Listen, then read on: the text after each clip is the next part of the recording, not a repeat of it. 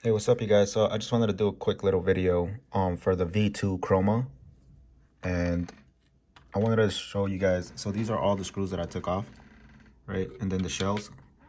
The screws are right here on this side, one below the LED light, one up here. You do have to remove this shell that's up here. There's one right here, another one by the LED, another one over here to the side, and another one right here. So once you remove all those screws, you should be able to remove the backing, which will look like this. So the backing is this piece right here. So you see where the screws go right there, right? So we remove the backing. Be very careful too. I removed it with this, which I would not recommend moving it due to the fact that you might damage your plastic, right? Because this is plastic. So I didn't have a plastic removing tool, so I just used this, and I did it very, very slowly because I don't want to damage any parts. And as you see, I didn't damage any, but so this is the part that goes on the other side where the Xbox symbol is at. Anyways, so a lot of people are having issues with the V2 Chroma, and this is a brand new controller. This is maybe 3 months old. And while I was playing, I accidentally clicked the button the wrong way and I pushed it to the side, right? So by pushing it to the side, these two right here on the top, they're just held by plastic, a very thin plastic. And I'm trying to get an image of that, but if you can see that, it's not that thick nor that strong. So when I pushed the button on this one, I accidentally cracked it. The button still worked, but it was annoying me that it was so flimsy, like it was just wobbling in there. And it still wobbles like just as it is, but you could feel a difference when something's just loose completely. And so I looked up on YouTube. There was really nothing to explain how to fix it besides people trying to add metal pieces so that way it doesn't break again. But what I'm trying is I used JB Weld, and you can find this at Home Depot. So this is what it is.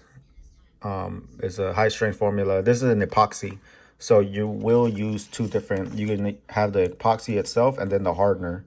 So this is the hardener right here. And there's the epoxy, right? So I know it says steel, but it's for plastic as well. A bunch of other things, most plastics at least, but it takes about 4 to 6 hours to cure. You do have to hold it for like 6 minutes. If you could find what I did, right? So I put it on there. It took me maybe 3 to 4 minutes to even get it to the right spot to look almost like this one, right? Because obviously you want to put it kind of in the same place. So, and then what I did, and I noticed, is that you see that little gap? I was trying to keep the same gap. So I put this like right here. So that way I tucked it in there so it doesn't move. So you have to wait a little bit so that way it could just be as sticky. It's not going to harden right away. It's going to get sticky like after 4 or 5 minutes. And then I put this on there so that way, you know, it catches the form. And I left this overnight. So it's been about 12 hours that it's been like that. So I tested the button right now. It's working perfectly fine. The wiggle is the same as this one now. Like it feels the same, right? Look at that. No issues now whatsoever. So I think this is a quick fix. I mean, you got to be patient, obviously, putting the button back. But just FYI to anybody else that's having the same issue. I know I've seen a lot of people on like forums and everything talking about how they could fix this using super glue. And the issue with super glue, I feel like it's not as strong as epoxy.